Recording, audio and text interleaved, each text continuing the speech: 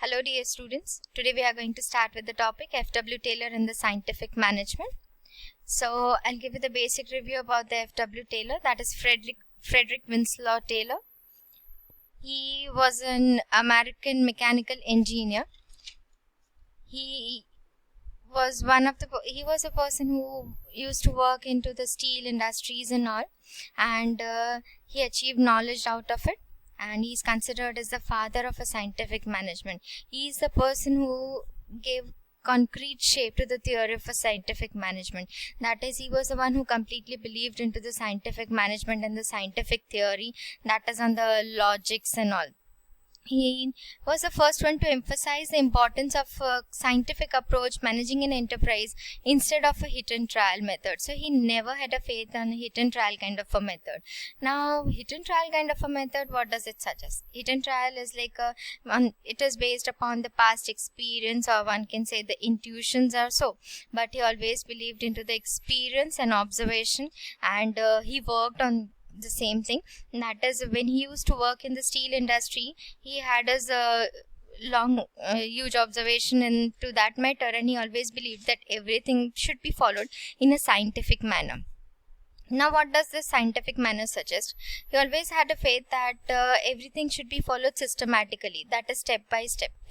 Everything is in a proper logical format, proper stepwise format, that is into the proper procedures and all. He never believed into the thing that things based on the past experiences, or we are supposed to follow the past or the intuitions kind of a thing. He always had a complete faith upon the scientific management policies. Now, what is that? So that you're going to learn right now, that is meaning of scientific management. So, scientific management refers to the use of scientific, systematic objectives and logical principles and techniques to various management functions.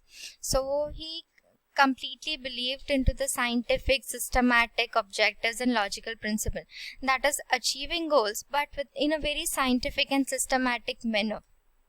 He always had a faith that if you want to achieve our business objectives, our goals, one must follow the principles in a very scientific manner. So he was a complete follower of the same. So that is why he is considered as the father of a scientific management. So today we are going to learn his 4 principles which he gave. So what are they? Now we'll study. So first one is about science, not rule of a thumb. Now, not rule of a thumb. Rule of a thumb, what does it suggest? So, rule of a thumb is all about the managers used to solve the problem based on intuitions or experiences. So, that is in the rule of a thumb. Whereas, Mr. Taylor, he always had a faith that one should follow the proper scientific rules and regulations to achieve our goals instead of getting involved into the rule of thumb. Why he believed into this kind of a thing, why he believed into the steps in the procedure? Because he always had a faith that by moving into the procedures, by using these policies and all, one can save the time, money and the resources as well, because each and everything is being departed, right? I'll give you one of the example. Suppose you might have seen that in many of the companies or many of the shopping centers also, the works are being divided. In the departmental store, when we see that the work is being divided, cashier is distributed with his part of work, the marketing department is allotted with his part of work, the production one is departed with his part of a work, right? So everyone is allotted with their own particular work. So because of this particular thing, what is going to get observed? That everyone is having their own step, everyone is having their own policy, and everyone is going to get involved into the same. So there won't be any kind of a confusion, plus everything is going to get followed step by step only. So there won't be any kind of a confusion, or no person is going to interfere into the another work. And we are not supposed to work on the basis of the past experience only, but we have to use the logic, we have to use the procedures and the policies and the science, complete science into the same. That was his very first principle of scientific management. Then moving ahead with the second point, harmony, not discord. Now, what does it suggest? Harmony, not discord. That is, managers and the employees, they should form a harmonious kind of a relation. Now, what does this harmonious relation it does mean. So harmonious relation is that when the managers and the employees, when the employees are having the suggestions, if they want to give any kind of a suggestion to the manager, so manager should happily accept the same. At least they should listen to them, right? And every time it should not be like that managers just avoid the opinions of the employees, and instead of doing that, one should listen to them. So if they listen to the employees, automatically there will be harmonious kind of a relation. Why this harmony is needed into any of the business? So that we know very well that if the employers and employees, they both are satisfied, they both are working well together, automatically it becomes very easy to achieve the organizational objectives. So we can say that the harmony and not discord. So or one can say the mental revolution, so that there won't be any kind of a class conflict also. So the managers and the employees, they should give respect to each other, and one should follow the norms of the company and give they should form a harmonious kind of a relation. That was his second principle of a scientific management. Because of this only company can grow. Then moving towards the third point, cooperation, not individualism. So now cooperation, not individualism, is actually the expansion, or we can say the format of a harmony, not discord only. So what does this point suggest? That there is not any kind of a competition into the company. One should work in a proper cooperative format.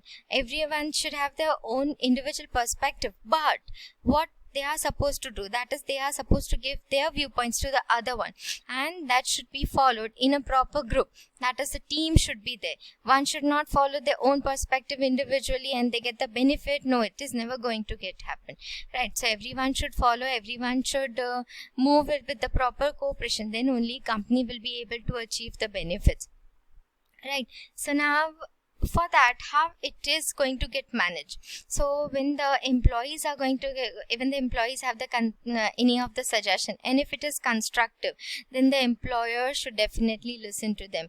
Then automatically there will be the harmonious kind of a relation between the employer and the employee. And involvement of workers, that is the most important out of all. Why? Because these workers, they are the life assets of the company. Without the employees, business is never going to get survive, right? So it is very important that to respect each other and work with the proper cooperation. So that was his perspective, and which is actually very helpful to grow the business. Then moving towards the fourth point, that is development of workers to their greatest efficiency and prosperity. Now what does he believe? That the employees should be selected in a very scientific kind of a format, which you will be learning in the staffing chapter, that employees are always appointed with a very scientific system. That is, interviews are being conducted and they are being trained, and right, and then they are being appointed and they start working with the other employees. So employees, why this format is supposed to be followed? So that if the employees is lacking any kind of a knowledge, if their knowledge is to get sharpened, so it becomes very easy and helpful to the company. Then one can say, to achieve the maximum benefits or maximum potential of the workers, it would be very easy, very helpful for the company only. That if we develop the workers' efficiency and prosperity, it becomes very helpful to the company itself. Then one can say that when needed, these employees should be trained properly. And you might have heard about that many of the companies, they are planning seminars and sessions for the employees. Why these people, they are planning the sessions for the employees? Many of the companies in Surat also, you might have heard that they are conducting the sessions for the employees, and this is just for the growth of the employees. If the employee's potential increases, automatically it helps to the employer. So these are the 4 principles of scientific management given by F.W.Taylor, and which is very helpful in the business, right? So let us revise all these 4 points. So very first is science, not rule of thumb. So what he completely believed into, that one should not follow only the past experiences and the intuitions, but instead of that, one should follow with the scientific regulations and the logic behind the same, right? Logic and everything should be followed. Then second one is a harmony, not discord. That is, there should be kind of a harmonious relation between the employers and the employees. Then the third one is a cooperation, not individualism. So cooperation and not individualism, this is the expansion to the second point, that is one should not have a competitive kind of a criteria into the company, because ultimate objective of each and every employee is to grow, is that our company is supposed to grow, and if the company will grow, automatically each and every employee is also going to get the benefit out of it. So now what they believe, that cooperation, not individualism, automatically everyone will get the benefit out of it, right? Then the fourth point is about development of workers to their greater efficiency and prosperity.